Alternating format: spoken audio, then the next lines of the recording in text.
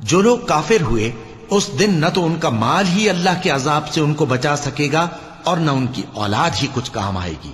اور یہ لوگ آتش جہنم کا ایندھن ہوں گے۔ ان کا حال بھی فرعونیوں اور ان سے پہلے لوگوں کا سا ہوگا جنہوں نے ہماری آیتوں کی تکذیب کی تھی، تو اللہ نے ان کو ان کے گناہوں کے سبب عذاب میں پکڑ لیا تھا، اور اللہ سخت عذاب کرنے والا ہے۔ اے پیغمبر، کافروں سے کہہ دو کہ تم دنیا میں بھی عنقریب مغلوب ہو جاؤ گے اور آخرت میں جہنم کی طرف اکٹھا کیے جاؤ گے، اور وہ بری جگہ ہے۔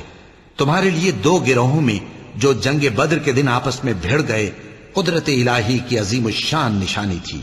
ایک گروہ مسلمانوں کا تھا، وہ اللہ کی راہ میں لڑ رہا تھا، اور دوسرا گروہ کافروں کا تھا، وہ ان کو اپنی آنکھوں سے اپنے سے دگنا مشاہدہ کر رہا تھا، اور اللہ اپنی نصرت سے جس کو چاہتا ہے مدد دیتا ہے۔